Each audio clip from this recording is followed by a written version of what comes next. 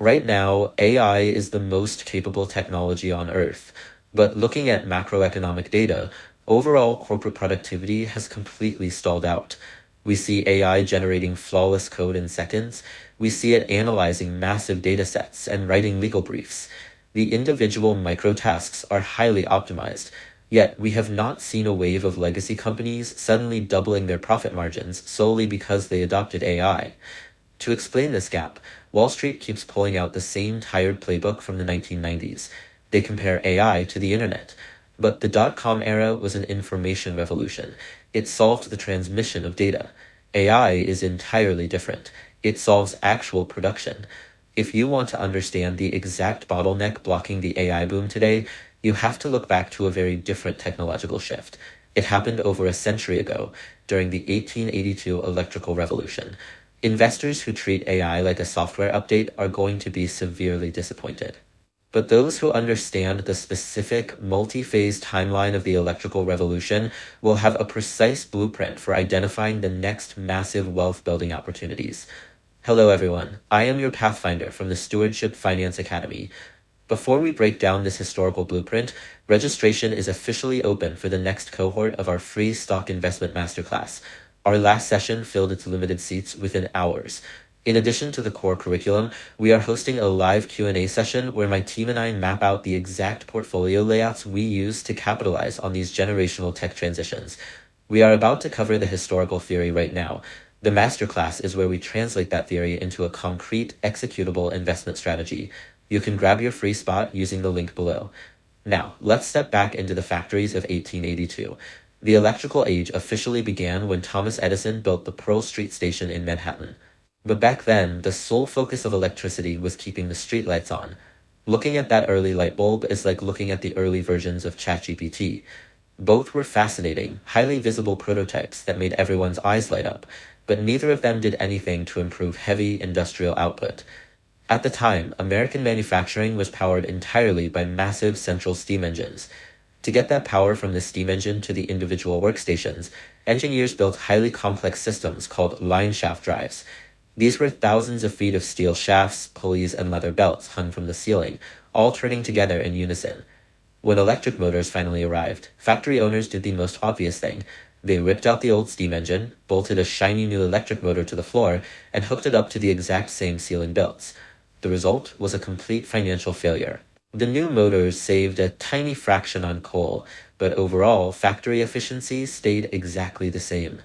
You cannot drop a brand new power source into a legacy, centralized physical architecture and expect a boom in productivity. The old infrastructure suffocates the new technology.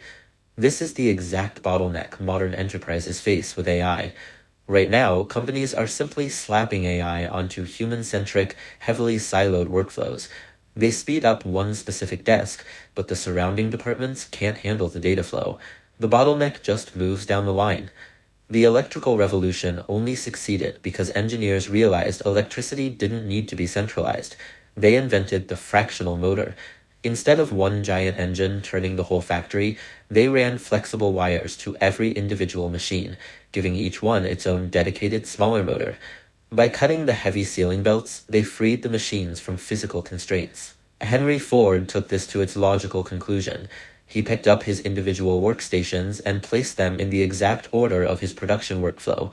He created the moving assembly line. Ford's reorganization sent manufacturing efficiency skyrocketing. Car prices plunged, sales exploded, and this new organizational model became the engine for the massive economic expansion of the 1920s. The technology was only the prerequisite. Completely destroying the legacy structure and rebuilding the organization around the new power source was the actual trigger. This historical timeline gives us three distinct phases of market adoption. We are currently sitting in phase 1, technology maturation. In the early 1900s, copper miners and hardware providers like GE captured all the initial capital. Today, NVIDIA and the major semiconductor infrastructure giants hold that exact same position. But phase 1 is dangerous. Burning coal was an absolute requirement to generate early electricity, making it the ultimate infrastructure play. But by 1930, engineers cut the coal needed per kilowatt hour by 75%, and oil power plants started taking market share. Coal stocks collapsed. The lesson is clear. Commoditized low-moat tech providers are highly vulnerable.